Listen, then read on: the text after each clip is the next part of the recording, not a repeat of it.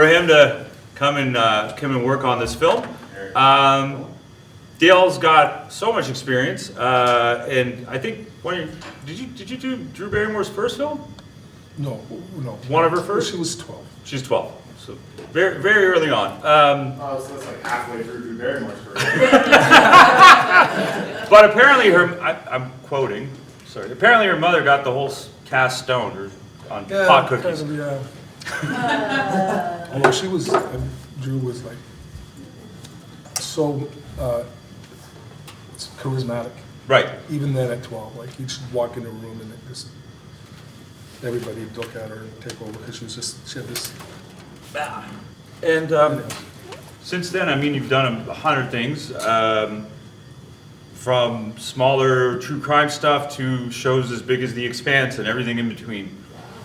Yeah, so if there's someone who knows how to run a floor, it's this gentleman here. I have a cool little code system with Dale because we don't like to raise our voices on set. I don't think I've ever, and for an AD, for those of you who know what an AD does, it's usually equated with raising their voice and yelling and screaming.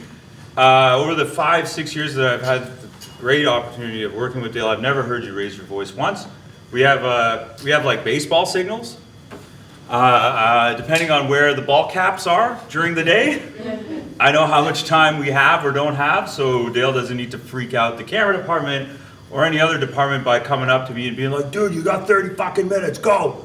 I don't hear that. I just know where the hat is, and that tells me how much time I have left to shoot my scenes.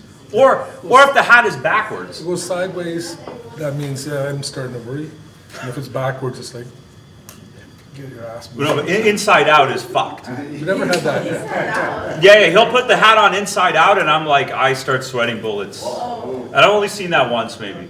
Once or twice. Not very often. Not very often the hat goes inside out. But just to let you know that there are ADs out there, so if you see ADs that are yelling and screaming, it doesn't always have to be that way. And I think in the 4 productions we've done together, we went into overtime once. Probably, yeah. And that was that Steadicam incident? Yeah. The Steadicam operator who bought a Steadicam but didn't figure out how to work it. Yeah. I guess it's better that you guys are trying to recall the one time that you went overtime as opposed to the 1 or 2 times you didn't.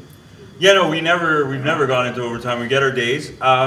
And that's another thing I want to talk about today. Maybe Dale can give us some insights. It's probably the best for him to do that as opposed to me. Is how you work with your AD to not go into overtime and make sure you get your days. But I'm going to shut up because you all see me more than you like to, and I'm going to hand the floor over to Dale. I think we should start like maybe even just a little more rudimentary than that, Dale. Like we don't have like an AD class for these guys. No, like, most of what you do, I kind of touch on a little bit in our classes. So maybe we just start there. Like what does a typical day look like for you in pre-production? What does a typical day look like for you in principal photography? Mm-hmm. Yeah, I was thinking about this, and I don't imagine a lot of people here are planning to go into the AD department. Maybe, but traditionally in a film school, you want to be a DOP, or you want to be a director, or maybe an editor, or maybe production designer, but one of the heads of those departments, and that's the creative thing, and that's why you go to film school. Most people don't go to film school to become ADs. So we kind of stomp that out of them like first week though. Yeah. And we introduce them to all the other. Wait, what are you stomping out of? I say how many of you want to be a director? It used to be the whole class would put up their hand, and then you guys say, well, look, somebody's got to do the other jobs. Well, first thing to that I would say is if you want to be a director, then be a director. The hardest thing to do is to start in another department and try to work your way up, because you can do it, but it's difficult, and then you may find it's not for you. Whereas if you're making films, if you're really a director and you're really creative and you really have something to say, now is better than it's ever been in terms of accessibility to the means to make films, and make stuff and then become a director if the chips fall your way. I think that is just a piece of advice. I think you can work your way up, but it's a long haul and it doesn't always work.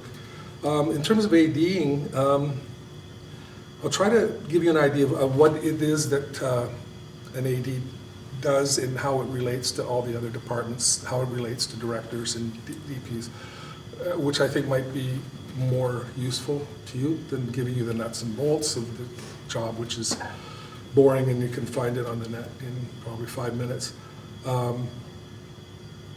And also I'll try to give you some just give you some, an overview of what I've found in my job as an AD over the years that I think can be useful in all departments, just in general in the industry. Like, first of all, I'm really happy that you guys have asked me to come here because I always like to meet young people that are at the beginning of their careers. I know that there's some people in this room that are probably going to go on to tremendous careers, and hopefully I'll remember you when that happens. But I see it all the time, and I like working with young people, in their 20s, early 30s. Professionally, because so often I work with somebody and I just look at them and I go, wow, you're going to be great. Like, you can see it, and there is a future for this. And if you're here, if you've come this far, then good for you. And I can only encourage you. The AD's job is twofold, well, more than twofold, but there's two parts to this prep, which is where you basically schedule and plan the entire logistical side of the shoot. So you get a script, you break it down, figure out what are the different components, different department components, what's day, what's night, what's in this location, what's in that location, what actors are at play, and those all go into the pot, into the soup, and then you've got to come up with a schedule. And there's different software programs that you use. You don't probably need to know them. Movie Magic is the traditional one that everybody used to use. I still use it because I find it's the one I know best and it's really efficient. But when you're planning the shoot, there's no formula. You can't say, well, I've got to group all the actors' days together, or all the locations, although that is a pretty heavy one, or scene order. I mean, these are all factors that go into it, and you have to be creative. And what you try to do in prep is you put together the best possible schedule, and it's there. It's in there somewhere, and you've got to find it. And it's like a really complex puzzle that there's 5 answers. And one of them's the best, and that's what you're looking for. So that's challenging, but it's, as you get experience, it just becomes second nature like anything else. You go to location surveys, you find locations. When you're looking at locations, the director's looking from a creative point of view. The director, will this work for my vision? The director of photography will be there. The director of photography will be looking at it and going, well, how much light am I going to need? Is there natural light? Is it this? Is it that? Is there got room? As well as aesthetic choices. As an AD, you go on a location survey and you're taking in all these things from the director, the DOP, and the production designer as well, because how much work do they have to do? They have to move the furniture, how much do they have to dress? So these are all factors. As an AD, you're going in and you're looking at all of it, and you're the one that has to say, well, you know what, this looks great, but it's too small, there's too much stuff on the second floor. Like all the things that are going to impact the shoot.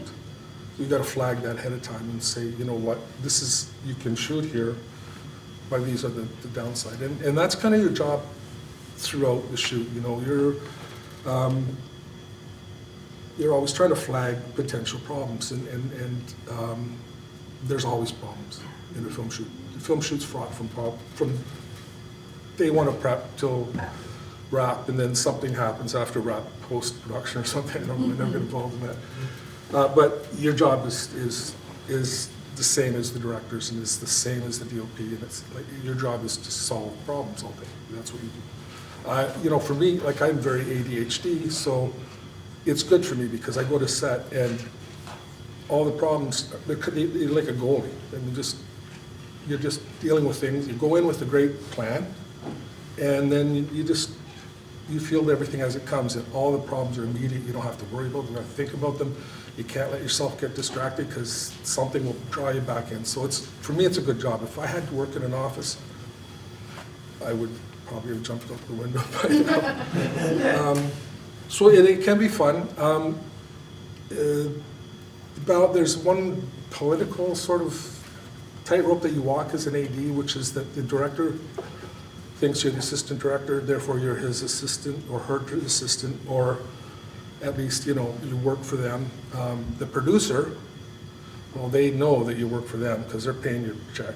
And if you're costing the money, you know, the AD is the first one that gets fired when budgets go over, because, you know, it's like... Is the AD the first that gets fired? Yeah, absolutely. It's like the coach of a team, you know. The team hasn't won in 3 weeks and they go fire the coach, you know. So you have to make both sides happy. And their jobs are antithetical because the director wants to spend as much money as he can and shoot as much as he can and take as much time as he can because he wants as much time with his creation to make it, and the producer doesn't want to spend all that money, doesn't want to spend the overtime. So they like each other, but their jobs are in opposition. And as an AD, you've got to make sure that the director trusts you and will rely on you. And also, it's a bit of cheerleading. You know, you have to really. Most directors are like actors. They have big egos, but they're usually not malignant egos or tyrannical egos or Trumpian egos. They're more creative and healthy egos, but they need this reassurance. They need that positivity of, you know, making it feel like, you know, what they're doing is worthwhile and that they're doing it right. And at the same time, producers got to feel like, yeah, you know, you're working as efficiently as you can. To that, like Roosbay was saying, that you didn't do any overtime on all these shoots.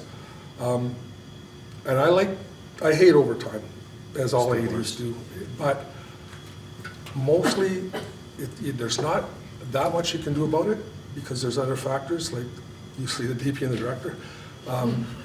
Sometimes the actors. The reason we didn't do any overtime was because of Bruce.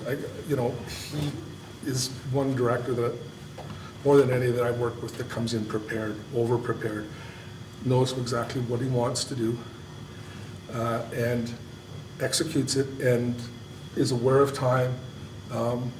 It's like an AD's dream, really. And that's one of the reasons I think we became friends. I mean, although as soon as we met, we liked each other, but.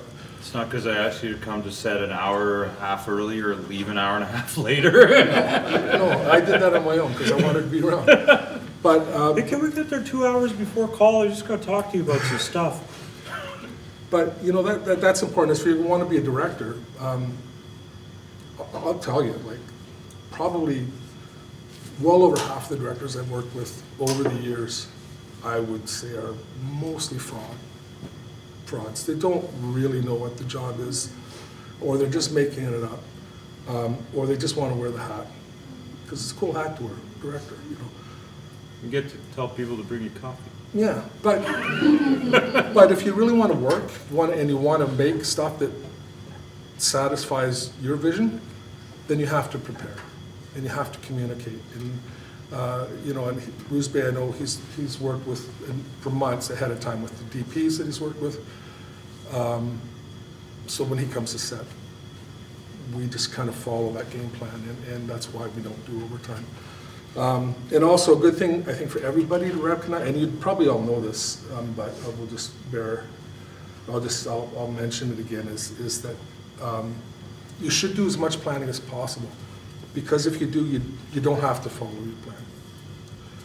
If you get to set and you see opportunities, or you know, whatever, you can pursue those ideas because you have a plan, and you know how you're deviating from that plan and how it fits with the overall picture. If you don't have a plan, you can be inspired all you want. It's going to cost you hours. So plan, and then don't get too attached to your plan. That's really the best advice. in that respect. And then when you're on set, the first AD is kind of it's like I don't know, it's like the field commander.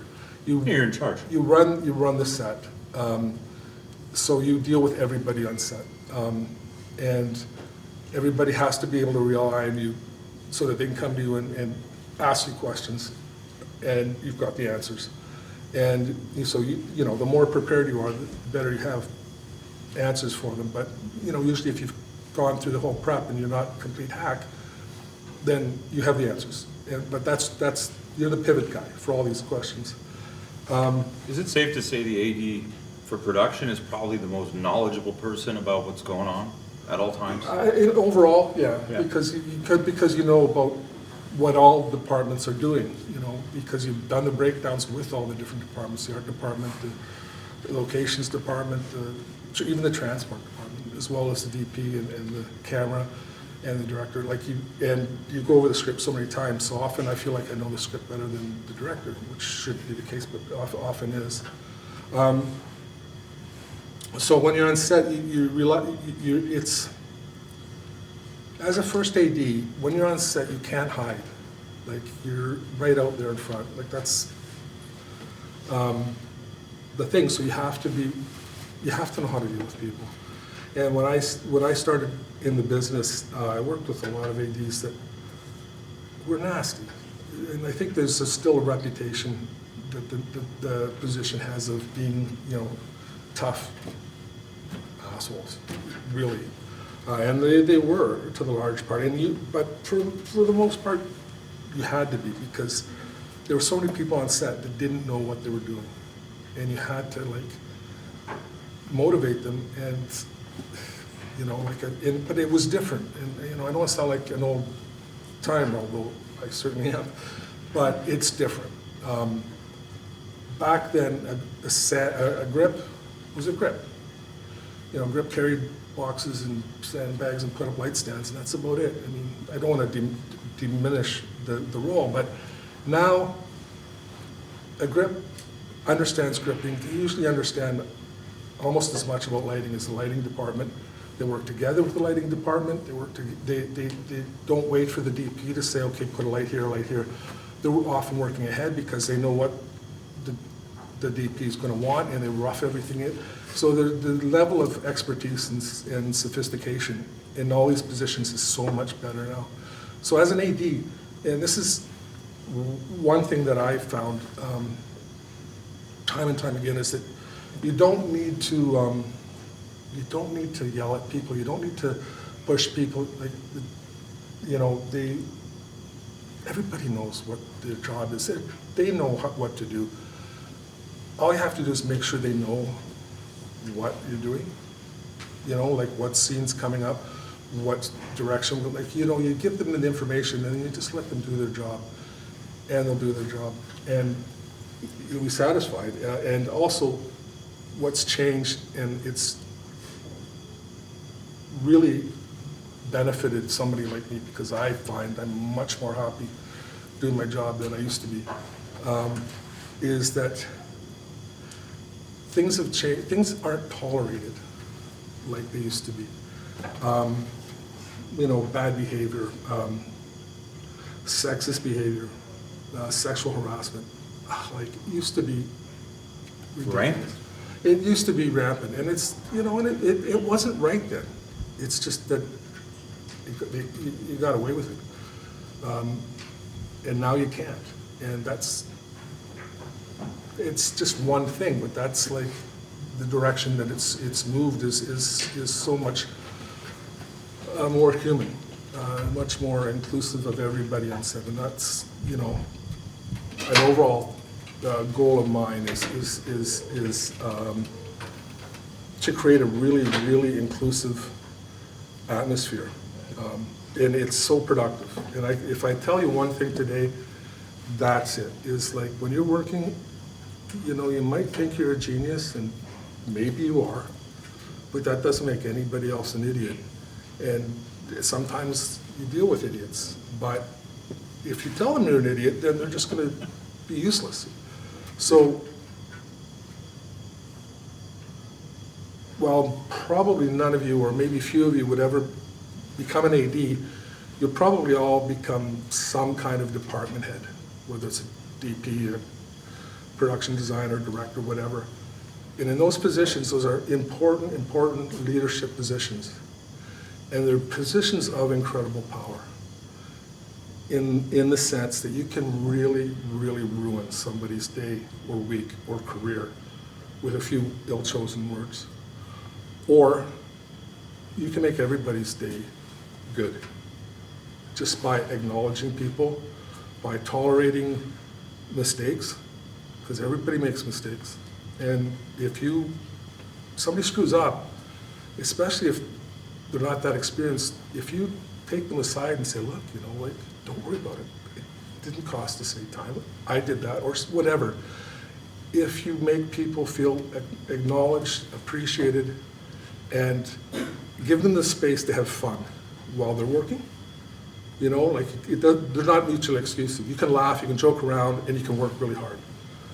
They're not mutually exclusive. And I think if you give people that range to do their job, not only are they more productive and more happy, and I get upset if I know somebody's going home and they're upset, like that bugs me. Sometimes say, like, for 25 years I had to rely on my paternal instincts to do the job. And it's changed, and because I've gone to smaller sets, smaller crews, I get to use my maternal instincts more than my paternal instincts. And to me, I'm a guy and a father, but my maternal instincts are more natural. And so I'm glad that things have changed enough that I can get away with nurturing an atmosphere on set where people like to come to work. And any department head, that's so important, because so many people in our industry get bigger heads than they should and think that they can just do or say what they want because of their position. And the really important thing too, to understand when you're going to any department, anything in film, is that there's a very, very rigid hierarchy. Department heads, assistants, this, that. And it's almost military. And it's like that because that's how it works best. And as long as that's observed, then collaboration can happen. But there is no hierarchy in terms of personality, or in terms of personal individuality. Everybody's equal. That PA that's getting your coffee is as important as a person on set, as part of that family, as a director or the producer. Probably more than the producer, because they don't do much. But I think that that's something that, for me, I just find it makes my job so much easier. Makes everybody's job so much easier. It's like having a power, but a good one. You know what I mean? It's like you can make people's lives better by making their days better, so that they go home from work and I think, wow, that was fun, and we did a lot today. That's more important. Everything else can be, can be fixed. Nothing. You're not, contrary to what the producers will tell you. I love producers, but they'll have you think that this is the most important thing in the world, and it's not. But you want to do your job well. And if you do it that way, then you can collaborate, because people collaborate well when they trust each other and not when they're afraid of each other. And it carries over to actors, and actors are, anybody who wants to get into drama, and by drama I just mean anything with actors, which I imagine with most of you. They're funny creatures, actors. I've worked with a million actors. They have a bad reputation amongst a lot of people. Actors are a pain, they're this, they're that, they're difficult. And some actors can be awful. But I find it's usually because they don't have the patience for a bad environment, and they won't tolerate it, and so they blow up. Honestly, I can think of maybe 2 or 3 actors in all my years of doing this that I would say, never again. most actors are great. And if you're like me, and I think probably most of you are because you're in film school, it's a privilege to go to work and to watch these people perform. It's like, wow, like they're performing for you, and that's exciting. That's something that you don't get to do when you're crunching numbers at H&R Block. You know, it's a great thing to be able to do. But in order to do that, they need to have that safe space, that confidence that nobody's judging them, nobody's sitting there going, oh Jesus. No, you can't have that. So as an AD, you have to foster that environment on set so that everybody knows that the actor is the reason that that's where we're pointing the camera. It's important, and that they need this space. And then it's also, you know, it's giving it to the actors. It's knowing what the actors, and that's one thing I feel like I've become really good at over the years, is recognizing what an actor needs emotionally, not for the performance, but in order to feel the most comfortable, the most confident to go out and do what they do. So you create that for them, whether it be, you know, blowing smoke up their ass, as they say, you know, like telling you know, you're the best thing, whatever. You know, not lie, but, you know, white lies or whatever it is, but you want them to feel like there's nobody there.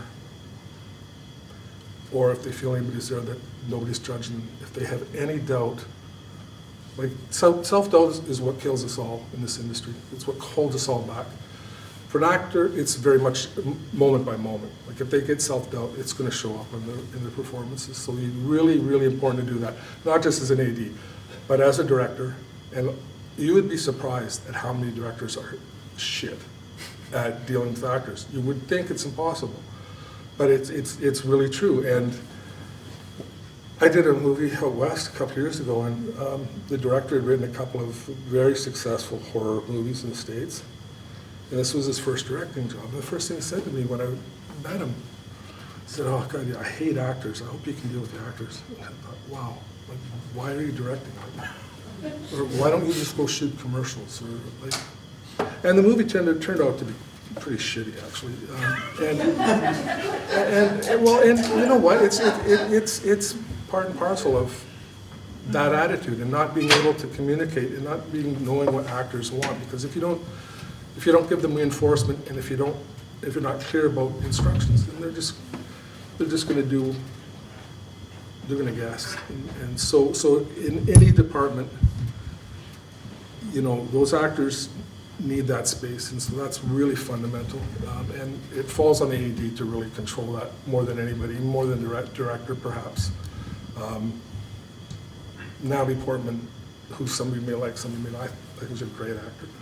She said a couple years ago, she said, I thought this was, floored me. She said, you can make a good movie, she said, you can't make a good movie with a good director and a bad first AD, but you can make a good movie with a bad director and a good first AD.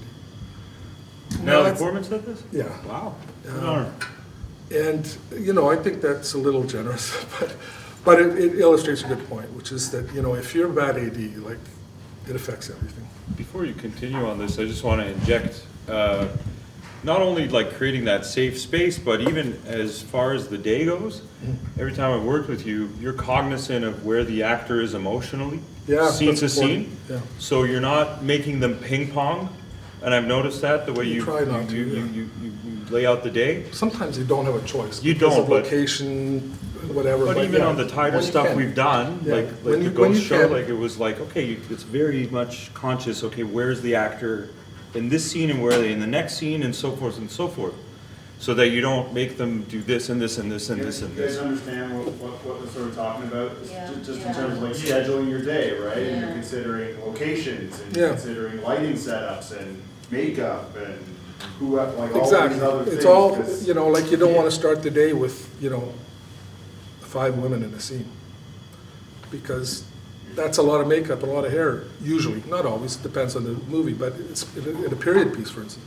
You know, you want to start the day with, you know, couple of actors, something light, because otherwise you're just gonna stand around for the first hour and a half of your day waiting. So that's important, but what Rusbay was saying, and I think that that's something that gets lost in the scheduling a It does. lot, because you're worried about all those other factors.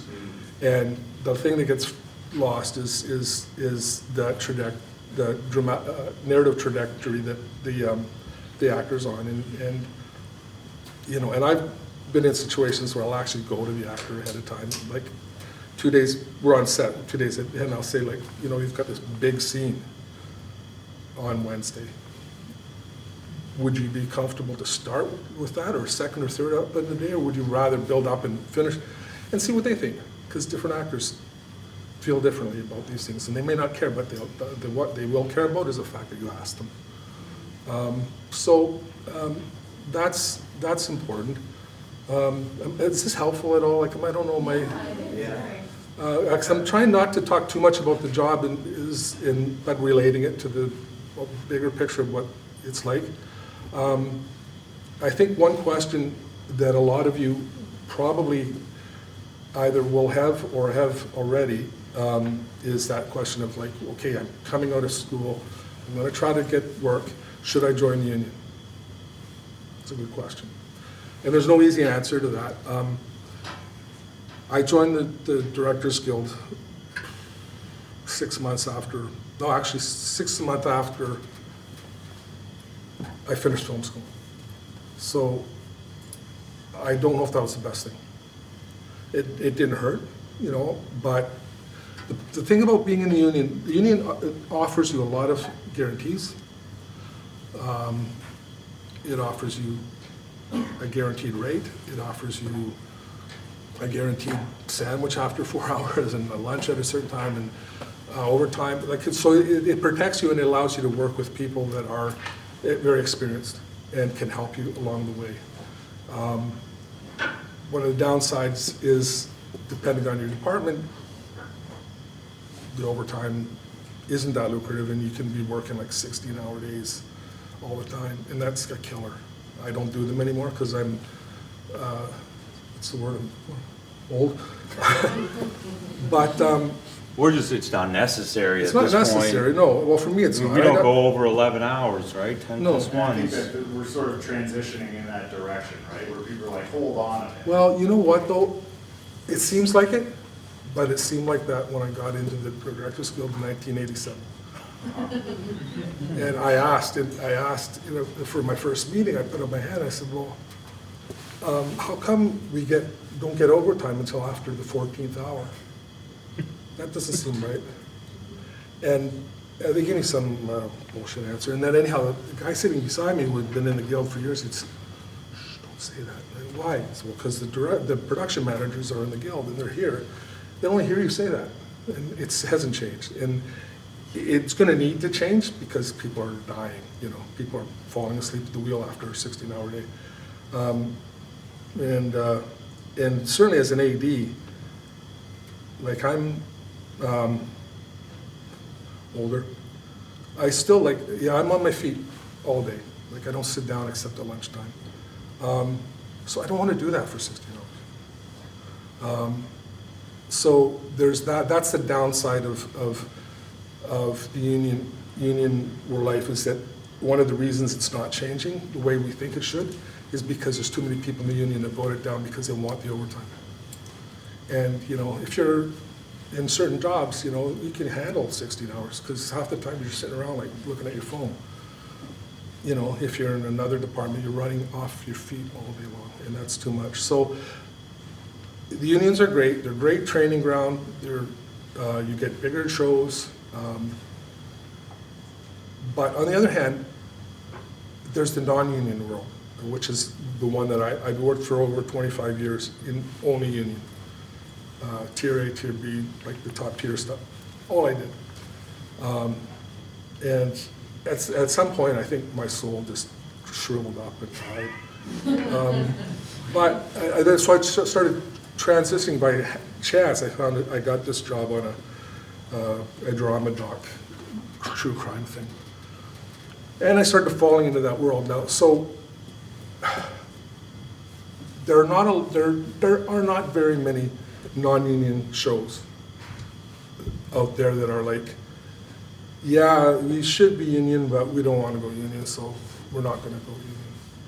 Because it's hard to get crew because the unions will blacklist those shows. They'll say, well, you know, don't work on this because, you know, they should be signing a contract with us and they're not.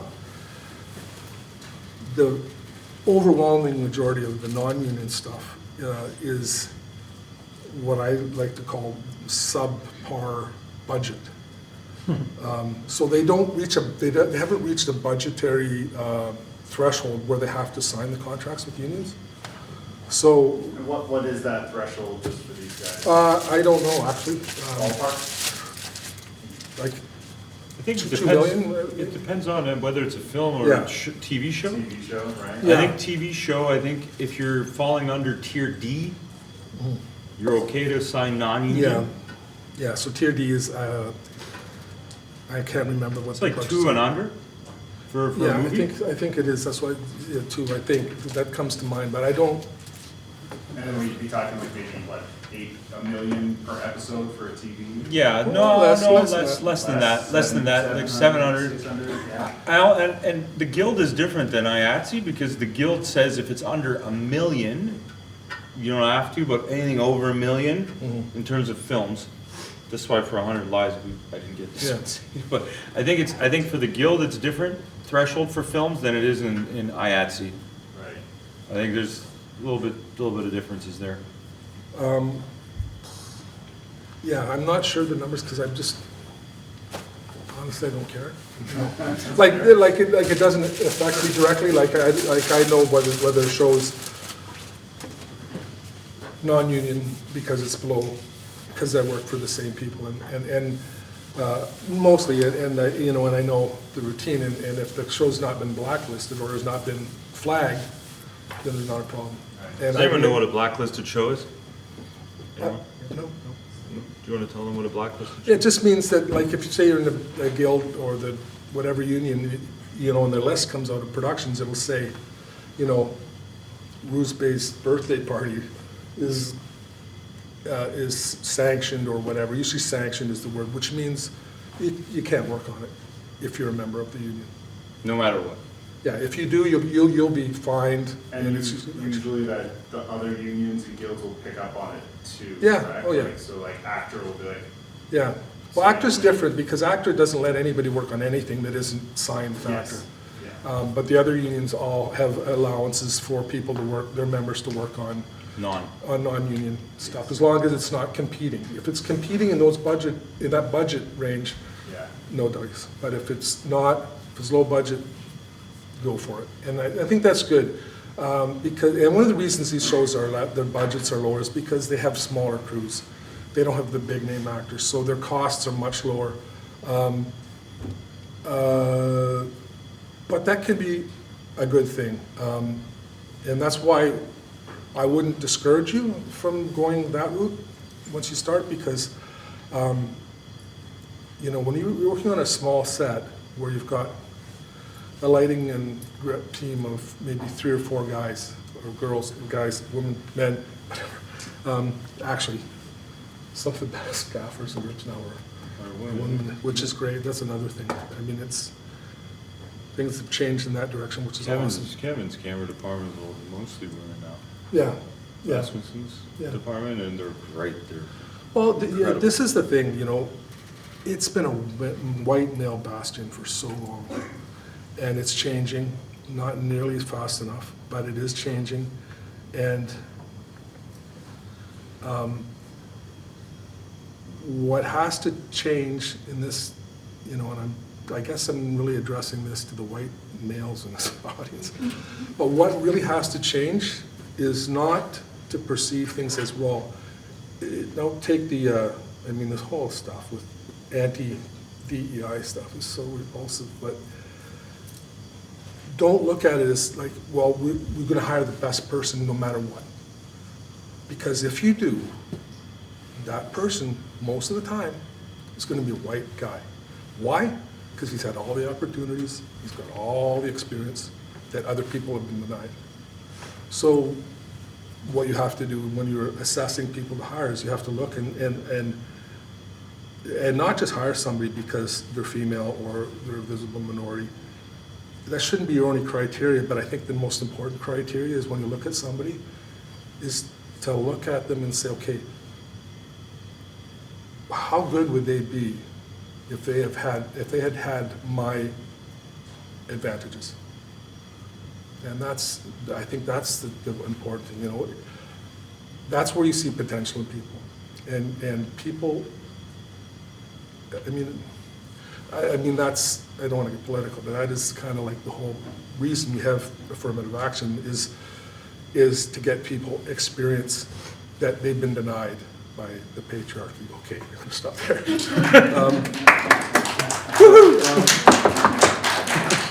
That's why I like Dale. He shows up with the best T-shirts too on set. I like that you guys are both wearing the on-set uniform. Yeah. Oh, yeah. That's nice. Disappear into the background.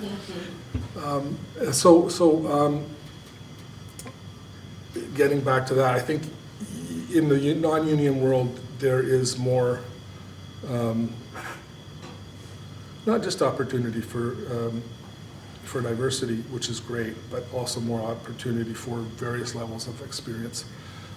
And so you work with people who are really experienced and work with people who are learning, but if they're not bright, if people aren't bright, then you're not going to last. Like, you know, it's just, you have to be smart. It's a smart industry. And I do some shows where they want to hire my team for me for expediency. And, you know, maybe my people I prefer are not available, and they will say to me, like, you know, do you want to see resume? I said, no, you know what? If this person's smart and they're eager, and if I meet them, if is this somebody that I could potentially be friends with? Not that I'm going to be friends with them, but that it's somebody that I'll be able to relate to and get along with. That's more important than somebody who's maybe been in the union and has been a third AD and stood on corners, street corners, stopping past pedestrians for the last 3 years. Like that, the resume doesn't always tell. And I've had good luck, you know, just to go instinctively that way, and smarts is the first thing I look for. And when you work on the non-union shoots, and this is where I think it affects you guys more directly, is that you can learn faster because you're more involved. Everybody's involved.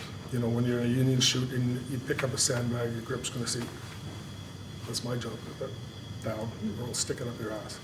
It's not like that on a non-union shoot. Everybody's working together. And so, and if it's on my set, I don't care how inexperienced you are.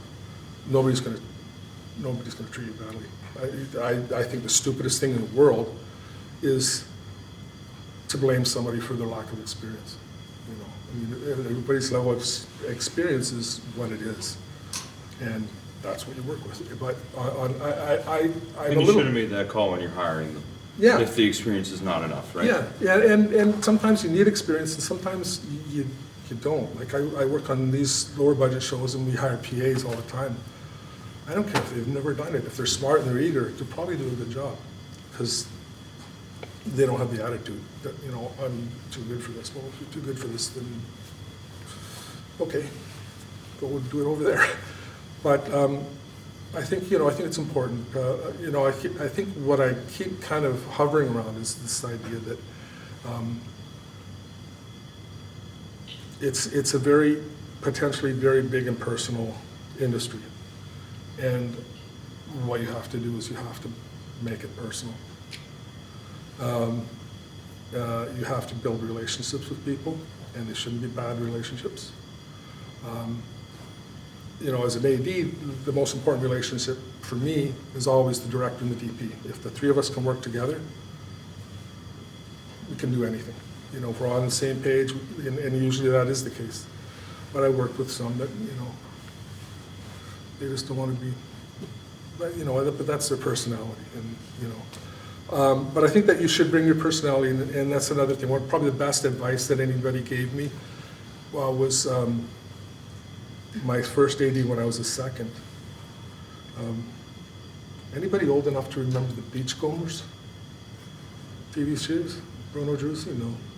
Okay. I remember Well, his son was my AD. And when I went on to that. first... Norman Juice and stuff. No, Bruno Drusi's son. Okay. Anyhow, he said to me, he said, what you have to do, so like you're not like most of these other first ADs, okay? Make the job fit your personality and who you are, and not the other way around. Don't try to be something you're not because you think that that's what the job requires. And it doesn't matter if you're an AD or a DP or a producer or,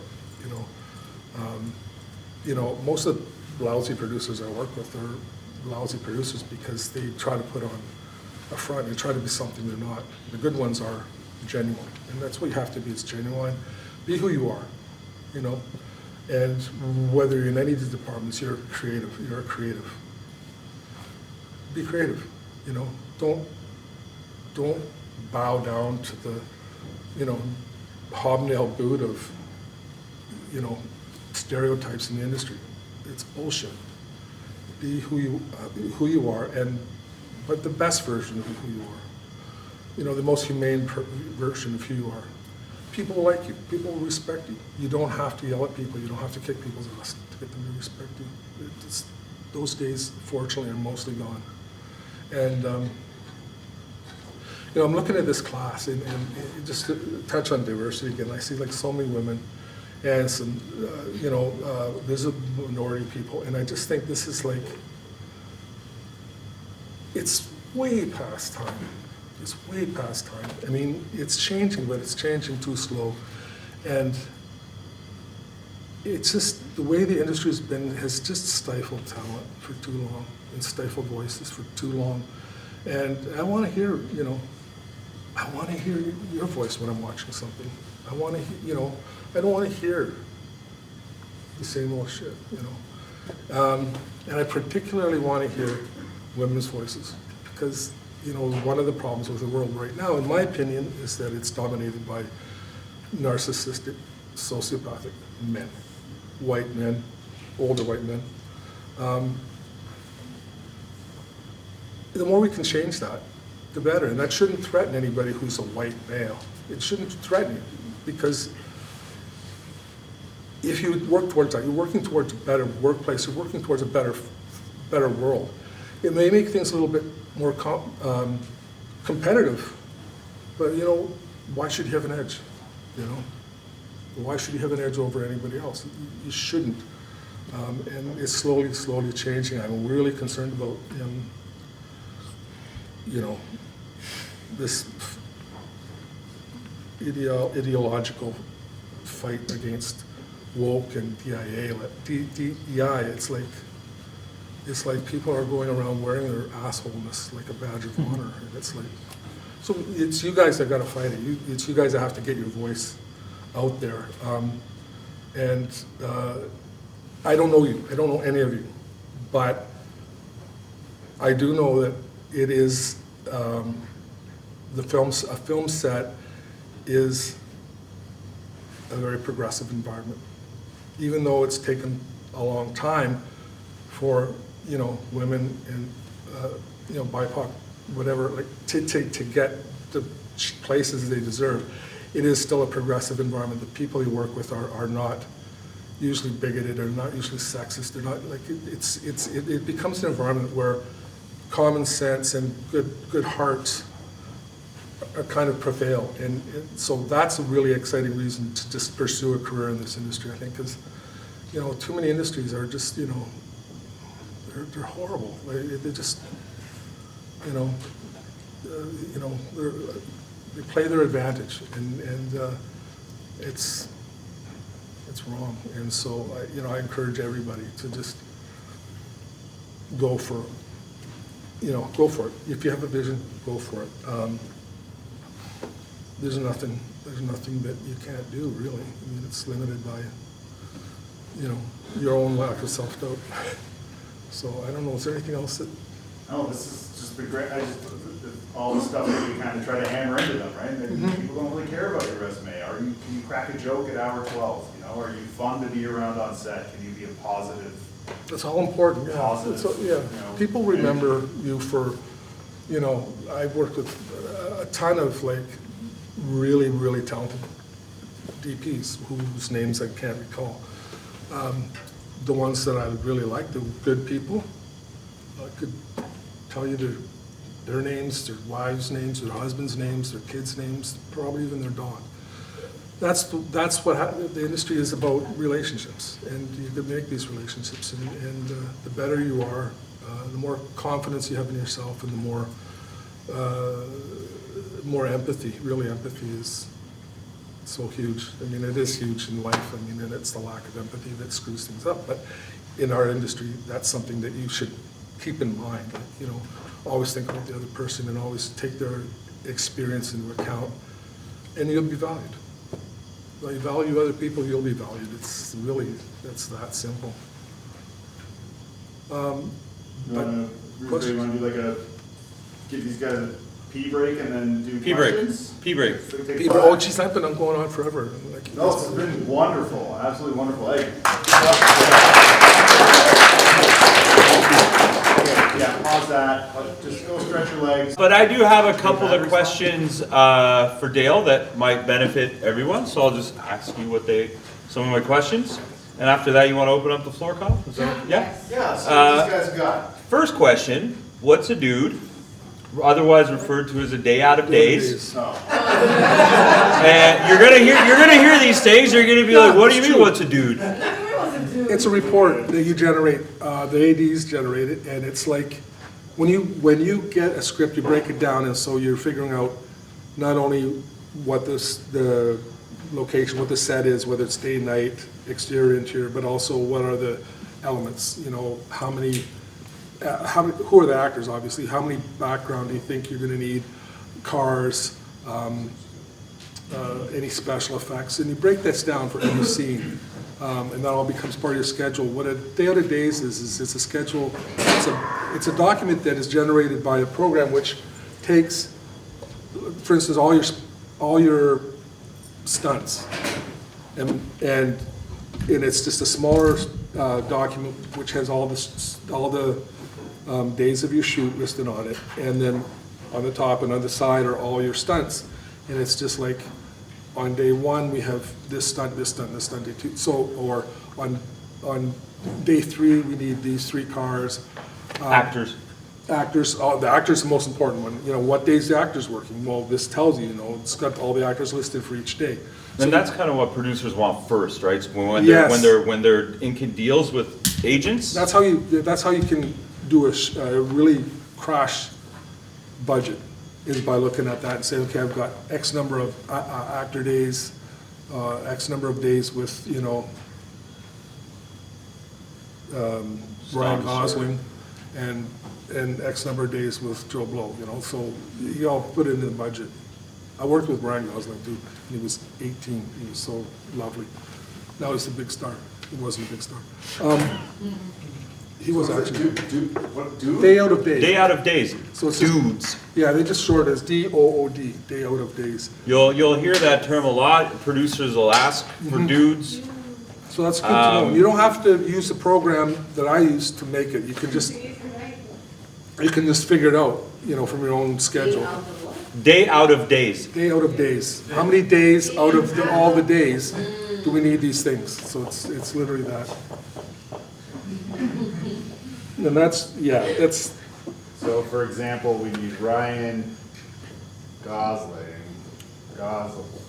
For like 8 out of 25 days. 15 out of 15 days. And then the producer says, no, I can't afford that. Can you get him down to 8? Because he's the dude. Every Yeah, time. producer. Every time, yeah. Can you get him down to 8? Yeah, if you want to make 3 Yes, unit but moves now we're every gonna need day. to work 20 hours. So, that's what that is, yeah. I have one more question. As far as directors go, for those of you that want to direct, how early or late, or is it at all necessary, or when do you want to see that shot list? Do you want to see the whole shot list for the whole film? Do you want to see it every morning? Do you want to see it every night? When is it ideal for you to get together with the director and go over the shot list? And do directors always give you shot lists or no? No. I think getting a shot list is a luxury. Really? Yeah, But it's a necessity, isn't it? it is, but it doesn't, you know what?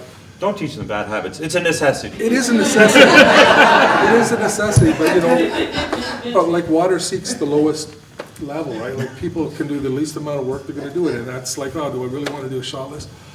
And I don't. But you do, as a director, you want to do a Yeah. shot list. Even if you're not doing it for yourself, you want to do it for your DOP. You want to do it with your DOP. You want to do it for your AD. You want to do it with your AD. So you know what's possible. So you don't just show up as a director and you think all of this is possible, and then you're met with walls. You know? Yeah, I mean, I don't even care what's on the shot list. As long as I get a shot list, I know the director's gone through that process. So I don't need to give one to you. They've done that thinking so that when we get to set, and the shot list is usually largely meaningless anyhow, because opportunities present themselves from the location, from performance, from director's inspiration on the day. It all changes, but like I mentioned earlier, if you don't have a roadmap, you know, you can't opt for the scenic route. If you don't have a roadmap, you're just gonna get lost. So, yeah, it's really important. I think I very often don't get a shot list, but I also think that it's very unprofessional not to do one as a director. You always at first you used to look at my shot list and think there were too many shots, Yeah. and then you realized how I would Yeah. piece them together. Yeah, So- and honestly, like those shot lists, if they were from most other directors, I would think they're, because you've gone that extra length of thinking everything out. Well, it's edited and. Yeah, and I trust you, and one thing as an AD is like you'll get a script at the beginning of the process, and you get okay, we've got 15 days to shoot this, and here's a script, and you go through it and you go, no, they're crazy. And your job is not to tell them what can't be done, or that it can't be done. Your job is to find a way, the most efficient schedule, given all those parameters that you can possibly give them, and then say, okay, I think, 10 of these 15 days are way too heavy. And I think these are the things that will eat up huge amounts. So it's like, nobody wants to be told no. Nobody wants to be told it's impossible. You have to be creative, you have to be constructive. You've got to say, okay, this is overly ambitious, but we can make it if we do this, this, and this. Or if we don't, then we have to make sure we budget it for overtime, because you're going to do it. And I think, in general, it's kind of a misnomer. Like, people think the AD makes the day. If you make your day, good work. And if you go into overtime, it's on you. And there is a lot you can do, I guess, but ultimately there are other factors that you can't control. You can't control how much the director's thought about what they're going to do. You can't control how big a lighting setup is, or whether it rains. So, and I say this because it applies to all departments. And you can't control so many things, but what can make it better, what can make it more efficient, what you can do is make this good decisions. It's the most important thing, is to make good decisions, and it's hard at first because you don't know what the best decision is. But the more you learn, the more you recognize what works, what doesn't work. One of the things I love about the job is that I always have to make decisions. I always have to think on my feet. And I swear to God, like, for somebody with ADHD as bad as I've got, like, that's great, because it's like, it's like playing a video game almost. Like, it's just like you can focus. That's the sort of thing you can focus on. And then you go home and you don't think about anything except, what you want to listen to on the radio, because the day's finished. But you have to make good decisions. And when you're inexperienced, you can't always make good decisions. So what you have to do is you have to make the best decision given what you know. The best decision that you can make at that time, and then trust it. And another thing that's really important, that I try to tell people that I've worked with, that I'm like mentoring or is you know the job, but you don't have the experience to feel confident, so you have to give yourself permission to do it and not question it, not question what other people might think. Just give yourself permission to say, I'm in this job, I'm in this position. The only way I can be effective is if I do it the best to my ability at this moment. And if somebody doesn't like it, well, you can't control that. But what you can control is you can sabotage everything by starting to listen to all these voices and start having self-doubts about whether you know what, if you do the job the best of your ability, and if, like I said earlier, like if you try to do the job in a way that feels natural and organic to you and who you are, yeah, you're gonna make mistakes, but, you know, the less of an asshole you are, the more you're gonna be forgiven. Question. Mhm. Can you go? Yeah. Okay, hi. Hi. My name's Sandra. Hi, Sandra. My question is, what's the path to AD, right? So we're out of school by April. Okay. And say you want to be AD, what's the entry level position? It's usually a PA, you know, you get a job as a PA, and then when you're on set, that gets you on set. And then just express that interest to, you know, the third AD, or Even the second, or the first, if the, you know, it depends on the show. Like, I couldn't talk to PAs on The Expanse, because there was like 10,000 people, like, it was like, you're just juggling chainsaws. On a smaller shoot, yeah, you know, I talked to you for the whole lunch hour, you know, and so just get on and make like juggling chainsaws? yeah, That's- it's just horrible. I mean, I mean, it's a great show, but it was too much, like, to have fun. Like, you couldn't have fun on it, because it was just too much going on all the time. I had like a 50-person art department. We had Jeremy in to talk to the kids. Oh, Jeremy. Benny. He's great. No, no, Yeah, Jeremy's great. 5, 6 years ago, he was a He is a wonderful man. You know he was Dimitri's mentor?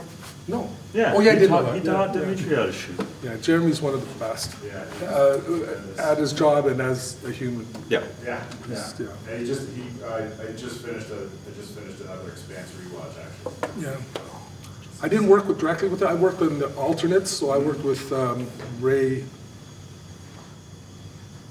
Anyhow, You didn't work with... Ray DeMont, Oh, Ray. but Jeremy took me aside, explained so much about the show and how things. Like, I mean, just because he was kind of he was sort of the consistent, right? The Yeah, constant, he right? was in many Director respects, he coming was in, the show. He did every Yeah. single episode. Yeah, and he called a lot of the shots because he just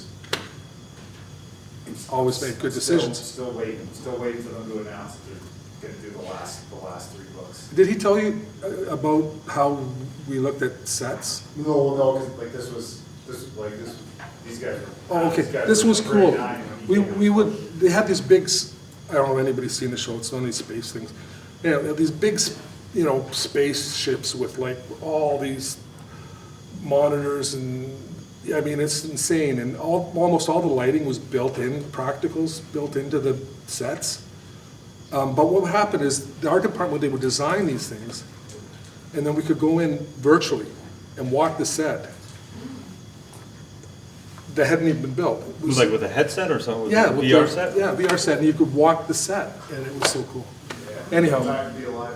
Yeah, but yeah, to your point, Sandra, just like, if you can get on set, and the PA is a good way to start, because, you know, you don't need experience, and then just let it be known what you want to do. And if you impress people, they'll want to hire you.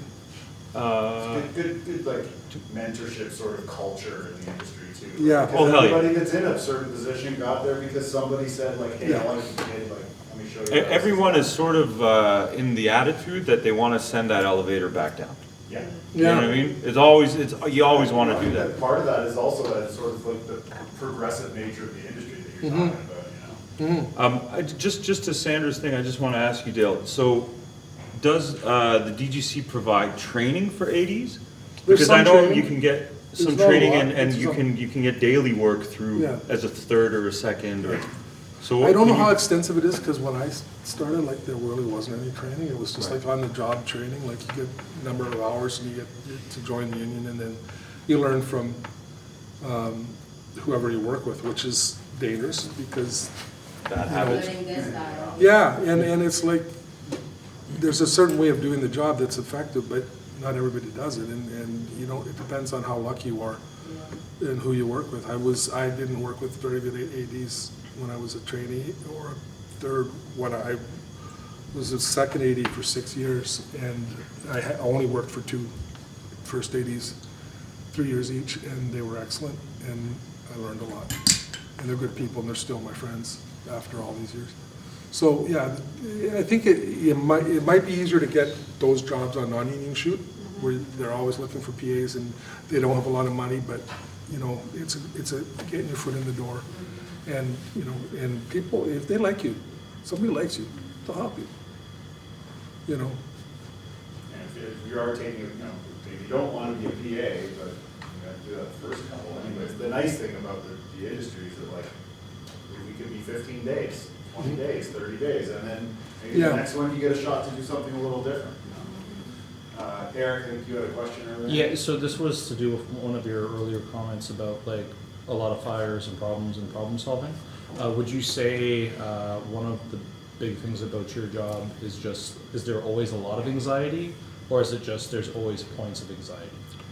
Wow, that's, Is it just constant, like always like something big and like you don't have a chance to it's like, constant, think? it is constant stress. Yeah. How much of that's anxiety really almost depends more on the situation. Okay. Because if it's a good show and it's going well, then there's a lot of stress, but it's good stress. It's like the stress that's healthy. It's like the good cholesterol, you know. But I've been in a lot of situations where I've been very anxious, and that's if you're an anxious person, and I am, then that's difficult. And that just requires, again, a certain amount of resolve. And you know, to that, like what I wish somebody would have told me was, you know, to give yourself permission. Give yourself permission to just do the job that you've been hired for, do it to the best of your ability, and not worry about everything else. I mean, you can get fired. The worst you can do is get fired, so you get fired. Everybody gets fired. So you can't internalize this. And what I've always tried to do is create an environment where people don't feel anxious. And I think that if you're in a department head role or whatever, you can really contribute to that. So until you reach that level, yeah, it can be very anxious at times. But you know, you have coping skills that you can learn knowing that. And because again, I can say it 100 times, it's not enough. Our self-doubts are what hold us back. And anxiety is self-doubt. And yeah, you just have to have faith that, you know, in yourself. And I think the way to have faith in yourself is not to say I'm the best person at this that ever did this job, or I'm nailing it, or is to be able to understand that if you're working to your best ability and you're making decisions to the best of your ability, that's all you can do. And that's something to be proud of, and that's something to hold value for. And if it doesn't work out or whatever, or things go wrong, well, I mean, things go wrong all the time on functions, all the time. And it's just like, it's the nature of the business. And, you know, I see people like ready to jump off a bridge because they've made a mistake. It doesn't matter. Nobody's going to remember. It just, you know, it's not that important. And I hope that answers the smallest as I can. Yeah, hi. I really enjoy our conversation. First of all, I am a little bit confused about the role of, maybe that was a lack of knowledge of me, but I was not sure what's the difference between the production manager and the first AD. Because when I was being told that the same responsibility as the first AD you're gonna have as a production manager. So I was thinking that, okay, so I love being a production manager. But after speaking today, I was like, okay, this is a responsibility that I like and I want it to be, so I might be wrong. That's why I was waiting to ask you that, how we can separate them, so I can understand more that if I really wanted to be the first AD or I wanted to be in the production as a production manager. And you said for the beginning you should go on being a PA. I've tried, and also for one of the web series they told me that, do you want to come as a director assistant? Like, there was the first time someone like asked me, and I was like, yes, sure. But again, I wasn't sure that what kind of assistant. Like, I want to be first, I'm going to be second, or maybe third. But again, like, I was so nervous about that it's going to be the same thing as I did, like as a PA or production manager or being production team, or it's going to be different. So that's why a little bit. It's different. And actually, you know what, as an aside, but you made me think of it because of the PA thing, is if you are trying to get a job as a PA, and sometimes, it's often on smaller shows that you have the best chance of getting hired, and often they'll hire 2 PAs. One to work on set and one to work between the office and pick stuff up and whatever. Always try to get the set job. That's where you can learn. Now, what you asked about production manager and AD, the production manager's job is, he's kind of like, or she's kind of like, one rung down the ladder from the line producer, which is in charge of the budget, in charge of spending, in charge of all that stuff. So the production manager's job is really, there's a lot of overlap. The production manager will get a schedule, rough schedule, all those day-to-days from the AD, and then they will take that and they will come up with a budget. So it's a lot of business type stuff. You know, you hire the crew, you make deals with the crew, you make sure that you've got enough in the budget for all these things. You deal with the crew and crew issues like, you know, overtime and this and that. So you're dealing with the accounting, you're dealing with the AD, but it's a money position. It's a money control position where you're dealing with all the logistics of money. AD, you're dealing with the actual logistics of the shoot, you know, the actors, the you know, I don't care how much things cost. You know, because as long as we can afford it, like, and somebody will tell me, and somebody will tell me we can't. It's very different. Although it's very common for ADs to become production managers. It's something I've never had any desire to do.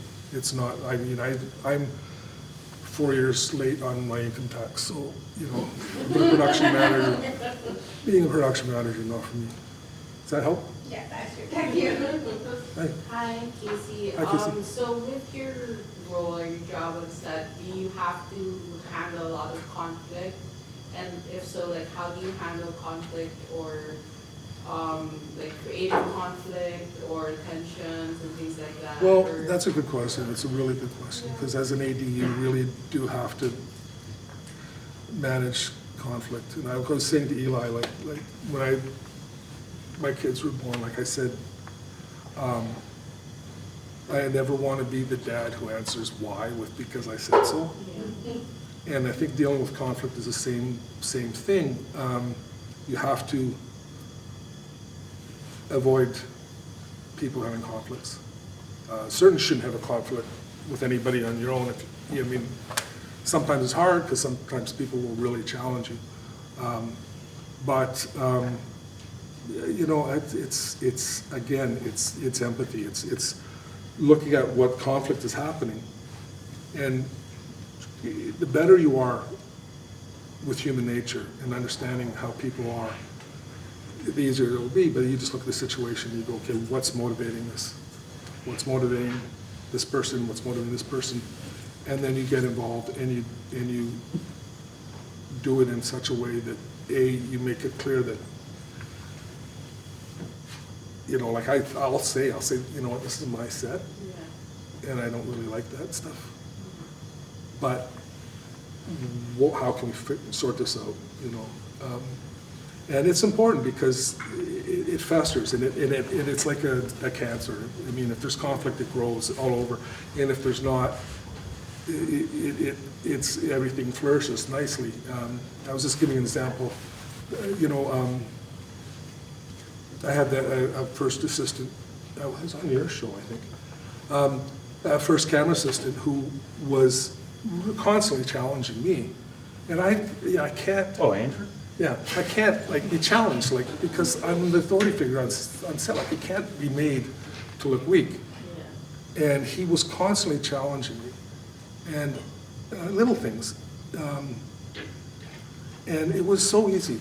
It would have been so easy to just say, look, you want to do a union show, you want to, go do a union show, get off this. Or I could have just made him look stupid because I'm really, when an AD, you become very good at responses that involve sarcasm. But I thought these things, and then I said, okay, that's your ego getting in the way. Get rid of it. And I looked at it, and I realized, this guy was not an asshole. He was acting like an asshole. So I watched him do a really tight, really difficult focus pull. I was on his monitor, and it was really shallow focus and a lot of mood. And he was good. And so I watched him, and then when it was over, I go, wow. And he looked at him and what? He was expecting me to treat him the way he'd been treating me. And I said, wow, that's amazing. I could never, how do you do that? And I had been listening to him, and I picked up on a few things that he kind of was interested in and that. And so within half a day, I was able to resolve that conflict by turning him, I basically horse whispered him. And I like to use that example because I think it actually is very valuable in terms of how to deal with potential conflicts. Because if you escalate the conflict by trying to be right, it's going to get worse. And you can't have conflicts with people on set because it's going to make it worse for you. You're going to lose. And so when I saw that situation, it would have been easy for me to knock him down because I was right. He was wrong. But that doesn't mean anything. And so for me, it was more valuable to have him on site. And we're friends now. After that, we've been great. And he's actually a great guy. He wasn't an asshole. He was just being one. So it's finding where it's coming from and trying to outsmart. Solving conflicts is about outsmarting the people that are in it to make them think that they've won whatever it is. And the secret to that is, honestly, if you have an ego, put it in the trunk before you go to set. Don't have an ego. And that's one thing I love about Bruce Bay. Bruce Bay has no ego. And when I worked on set, and so everybody can talk to him. It's just that's the way you should be. Ego is fear. I'll have lunch and sit down and talk to everybody. Yeah, no, it's all the time. Because he's a mensch. He's a real person. That's why, I want to be his friend after 5 minutes into that first interview because I thought this guy is for real. Anyhow. I'd ask about conflict. I'm just They're all wondering. currently just finishing up. The one thing I'll say about conflict too, just before your question, my friend, you really want to nip it in the bud before it gets out of hand, because I've seen over the years a little tiny conflict, like you said, spread like a cancer and destroy a production. Once it gets out of hand, once you start seeing people going into their cliques, into their forming little gangs and teams, you're done. The director's done, and you don't want it to get there. So when you sort of smell it a little bit, you know, psychology is a huge thing here. Learning how to spot it, learning how to deal with it. Don't let the small conflicts get out of hand. Address them immediately, and humanely. And try to find a positive outlet for everybody, outcome for everybody. And sometimes it's impossible because some people are just being unreasonable. But then if that's the case, to say, look, you're being unreasonable, and it's going to be a lot easier for you if you just, try to resolve it yourself, because, and just be honest and say, look, you know what, right now, you're coming across as being really difficult, and that's not going to help your career. And most people understand that if they don't, well, then they're going to destroy themselves anyhow. So, Thank you. you're welcome. Sorry. Hi. Am I right to say that the dynamic between the director and first AD is like idealist and realist? Wow, that's very astute, yeah. Yeah, I mean, in a nutshell, it's a bit of a generalization, but yeah, it's a really good observation. What's your name? No. Anola. Yeah, it's a great, I never heard it quite put that way, but yeah. Yeah, It's, same. it is, as an AD, and that's the thing, you know, you're between the producer and the director. So you want to encourage the director as much as you can. Like, it's important to encourage, to be encouraging and but at the same time, you know, you've got to know when to say no, you know, and you're speaking for the producers when you say, well, I'm saying you shouldn't do this because they're not gonna, and so that's that sort of thing. So yeah, it is really kind of a realistic, idealistic dichotomy for sure.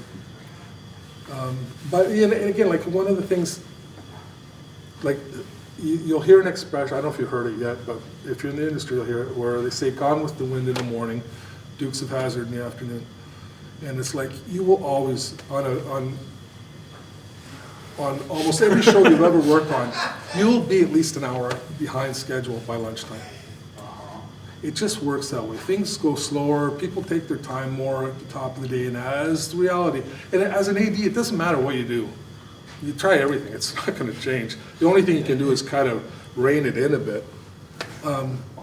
And Heard it put that way before, that's really good. but one of the things because I've had a lot of experiences as over the time I've learned is when I need to tell the director, like, you know what, like, you're behind and this is gonna cost, we're gonna have to drop stuff. Or I can look at it and say, yeah, we're behind, but I can see how we can pick this up once there's more pressure. And so it's knowing when to shout fire. And a big mistake, it's not a big mistake, I shouldn't say mistake, but it's a lot of, something that a lot of rookie ADs do is they look at that shot list or timeline, because as an AD, like I get a shot list or I don't get a shot list, I still do a timeline. I timeline how long everything should take. And, you know, a lot of inexperienced ADs will, you know, oh, we're an hour behind, like they're constantly yap, and the director's here about time. And it drives directors absolutely insane. So, you know, after a while, you develop a sense of what's real and what's not real in terms of panic level, and you only like I'll say to Ruth, I'll say, you know what, Ruth, you know, we're an hour and a half behind, but I think, you know, I just want you to know from the time we're an hour and a half behind, but I think, you know, or I say, look, you know, like we got to get out of this scene, like we're really, you know, knowing what's real. Not crying wolf. Yeah, when you say we're an hour and a half behind, you always offer up, but I think we can make it up here. Yeah, or In this scene or in this setup, I think you can make it A up. couple of things here that. Yeah. But the seed's been planted Yeah, now. and the thing is not to let it get to the point where you're saying we're an hour and a half behind and we're fucked. You gotta drop everything. Yeah, like you want to get the awareness in the director before that, and the DP. I mean, the DP has so much. DPs are so important on set. Like they don't just light. And I mean, they are the head of the technical department. They are a leadership position. They're creative. They set the tone in so many ways. Like the DPs are so important, so vital in terms of just the leadership and everything. And boy, you get a good DP that takes ownership of the entire department, takes ownership of the call sheet and how much time, you know, and Jeremy Benning is a great example where, you know, he just gets it. And,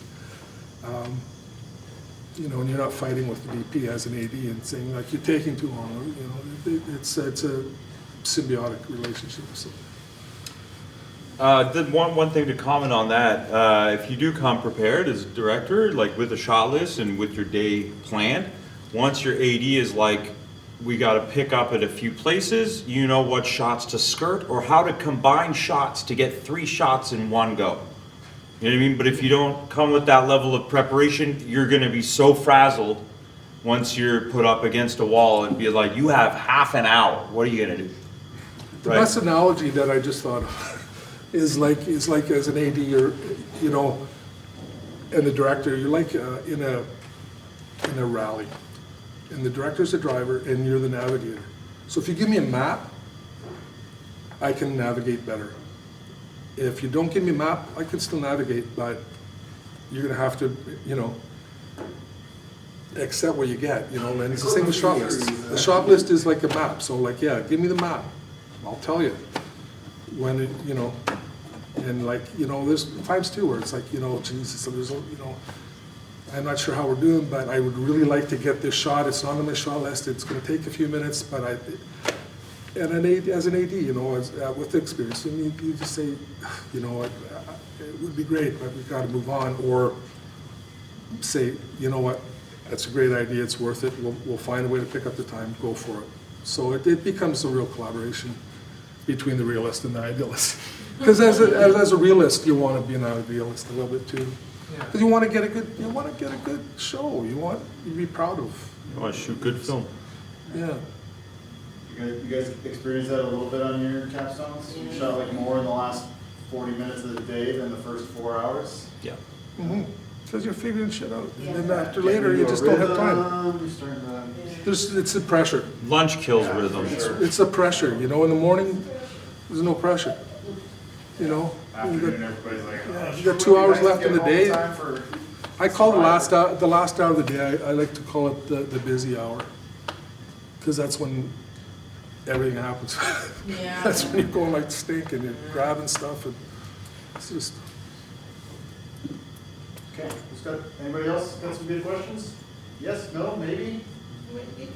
Maybe? yeah. Yeah, I'm not sure how is that appropriate, but like since we're talking about like gender conflicts or something, and you mentioned about patriarchy, so how is like the patriarchy and the attitude affected some on set, affected on decision-making situation, decision-making processes and interactions like on set? Being honest. It's a I mean, really good that's your question, because attitude. it's nice to talk about the ideal, but what is the reality? And it's, again, that's leadership. It's like I don't tolerate any racism or any misogyny, or certainly under no circumstances any sexual harassment. And it's important to let people know that there's zero tolerance, and it's becoming more the norm now, but it's slow. But it used to be, I think, that ADs were afraid to speak up because somebody would fire them or they wouldn't be one of the guys or whatever. And that's changed to the point where I think it's now you're expected as an AD, whether you're male or female, you're expected to sort of enforce a zero tolerance for anything like that. So as a woman, if you're on set and you're experiencing anything like that, I think it's important to speak up and speak up to the first AD, who will then deal with it from there. Nobody should suffer harassment in silence. You know, it's not in this industry. There's no excuse for it. And Well, I we think, like to call ourselves progressives, right? So especially in this industry. yeah, and being progressive is also understanding the changing of times, and that what is progressive to me when I was 25 is not progressive to somebody in their 20s now. It's important to understand not only what's right and wrong, but also what to be able, and it's harder for me, but I don't think so, because I have the luxury the gift of working with people that are in their 20s and 30s, so I can understand that what I thought were the boundaries of a progressive mind in the 80s or 90s is changed, and I have to live with the reality of what is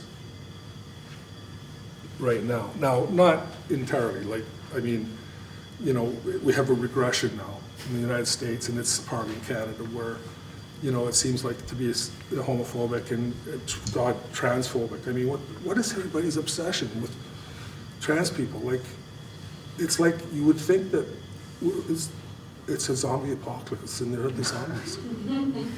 I mean, I know a lot of trans people, and they're the least you got to worry about.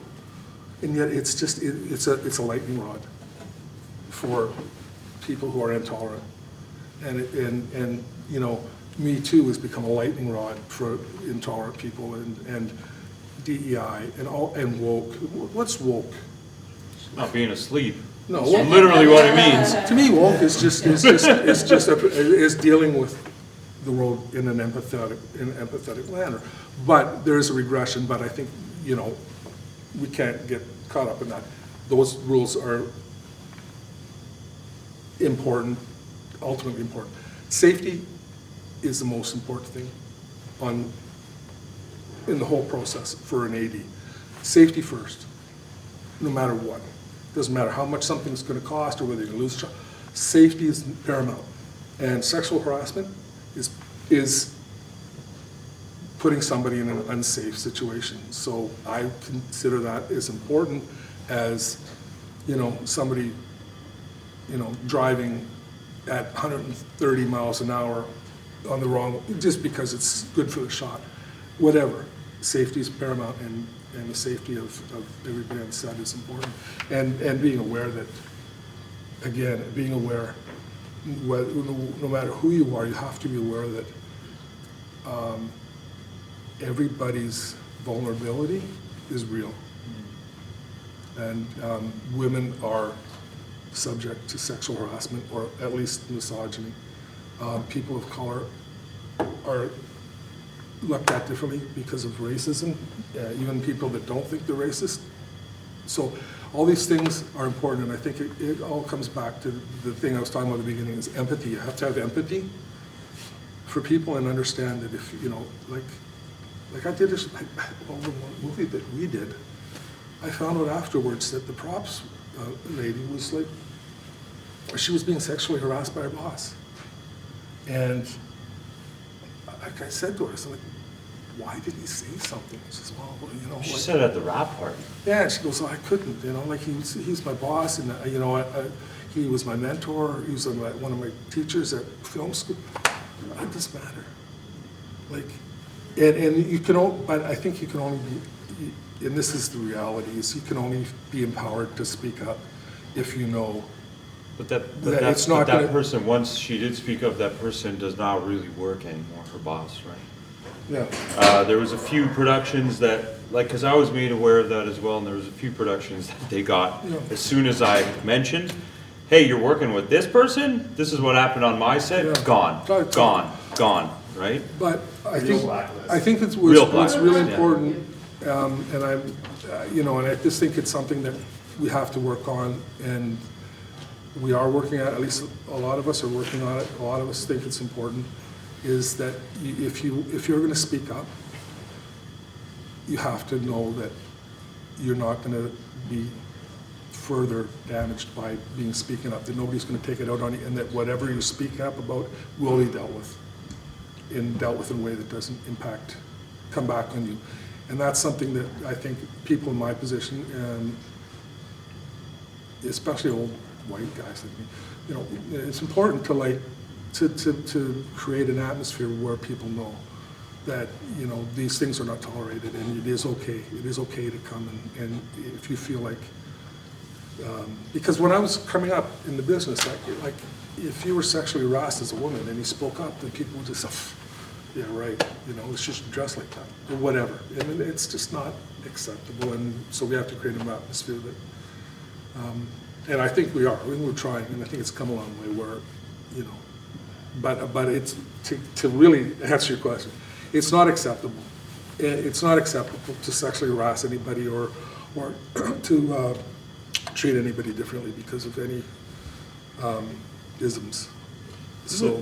The other good thing we're seeing now, I mean, it's happening very slowly, like very slowly, but because at the top, and I'm so sorry to say this, it's still old white guys at the very top. It feels that it's still old white guys. Absolutely. But throughout the sets, it's happening slowly. And I think once we start seeing a lot more diversity in producing roles, because that's kind of like the top of your food chain, right? If you feel comfortable going to the top producer with an issue, a lot of things won't happen.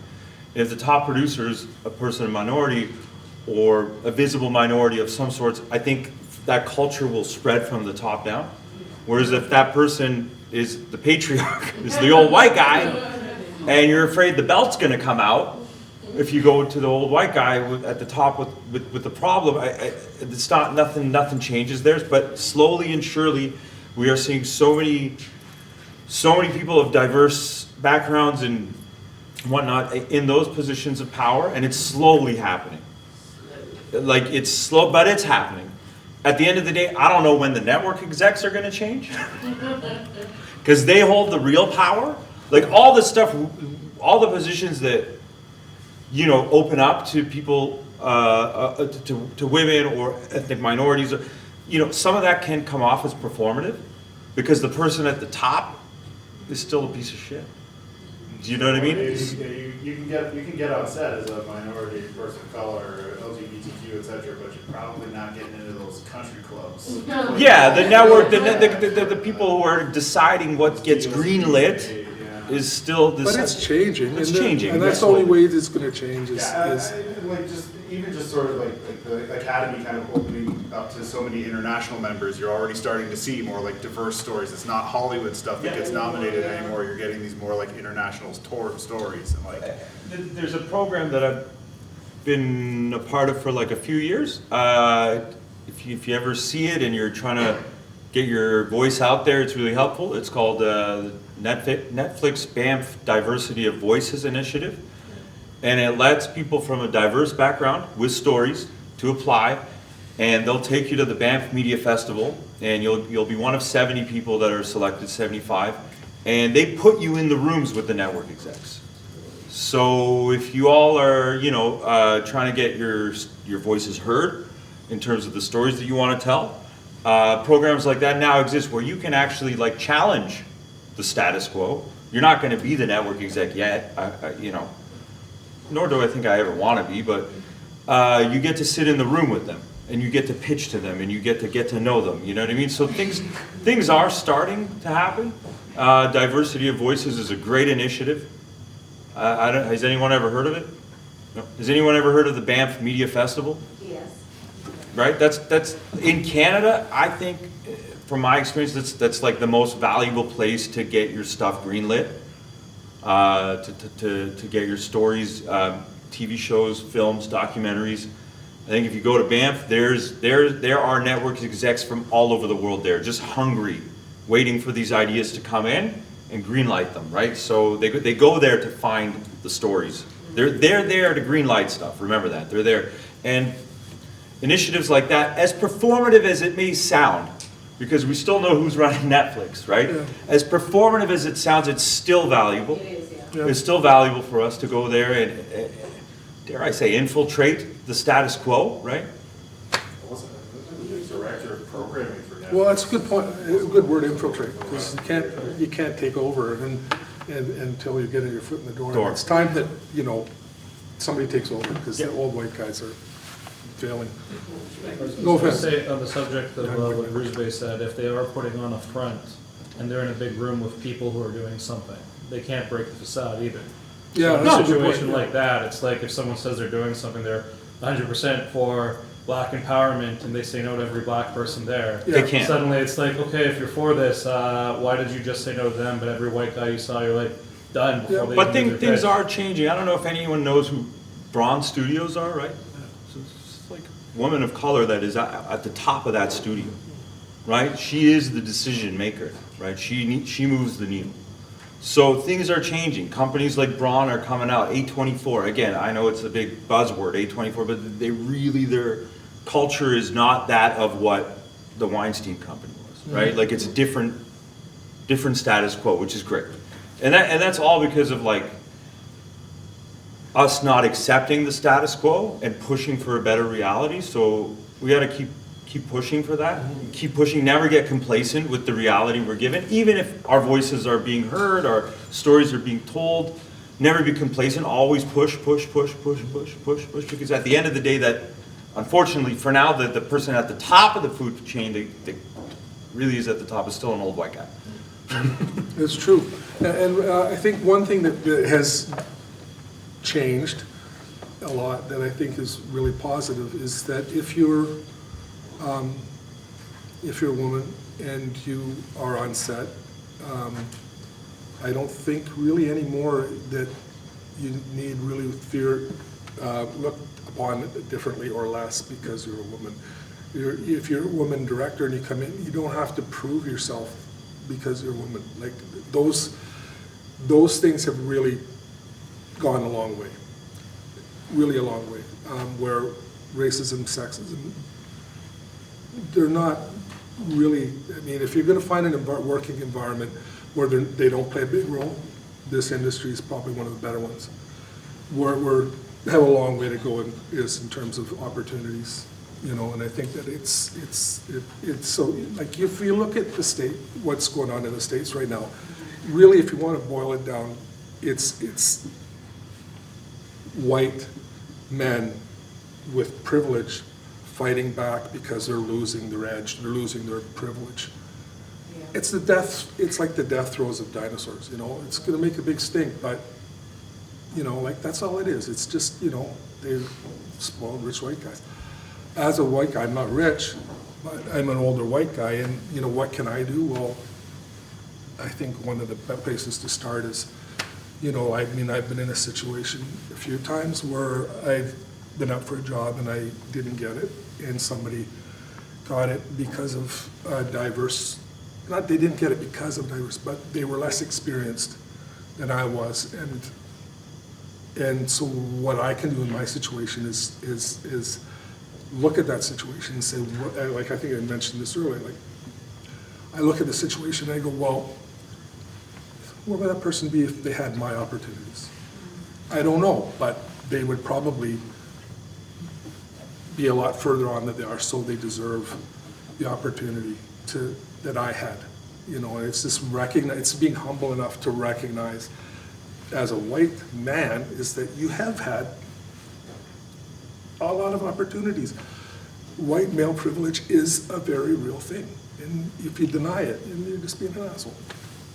And I think the white male patriarchy situation in the States is just that. It's just like, it's just closing off everything that threatens their privilege. So, you know, it'll implode, you know. Luckily nowadays, there's more Dales on set than Weinstein's. Well, I didn't want to Well, bring yeah. that Hey, but like, listen, folks, that was the biggest film company in the world. Yeah. Yeah. That wasn't small potatoes. They had the biggest film catalog. They made the biggest movies. Mostly because he was a monster and a bully behind the scenes too, right? I mean, Yeah. there's a lot of like gaming the system and smear campaigns for course. Oscar stuff, and Yeah, they were monsters, but they were the status quo. They are no longer the status quo. I'm not saying sexual harassment and bullying and all that has gone away in the world, because it hasn't. It's still there. It's still there in film, just like every industry. But I'll tell you what, it's a lot better than the banking industry, than the financial industry. 100%. It's a lot better than engineers, right? I have friends. Pardon me? So just being on set is a good environment. Yeah, You got people in your friends corner. that are engineers, that are women engineers, and they're like, you have rampant sexism in the workplace. And the stories I hear as engineers, and I'm like, wow, that's really like 20 years ago for us, right? We're out of time. We're out of time. Yeah, we got to wrap up here. So It's a wrap. Harvey Weinstein, you get your point to finish this No discussion? overtime? I say I might- No overtime. I might- No overtime. Well, no, I think we'll stick around No, and he's- answer some questions and whatnot, but I don't want to keep these Well, guys. I I just, know some of them have part-time jobs. parting thing, I just want to thank you guys for listening, you know, because, you know, it makes me feel important to be able to talk to you guys. And I just really, you know, it's exciting to see all these faces, like, and know that, you know, you love what I love and you're gonna do it and you're gonna have great careers. And like I said, you know, it's, your self-doubt is the only thing that'll hold you back. So good luck to everybody. Make sure you get invites out to all of these guys for the screenings. Of course. Check those out. Of course.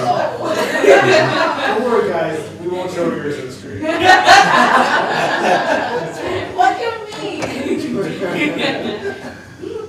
Yeah, cut. Okay, cool. Yeah. Oh, see.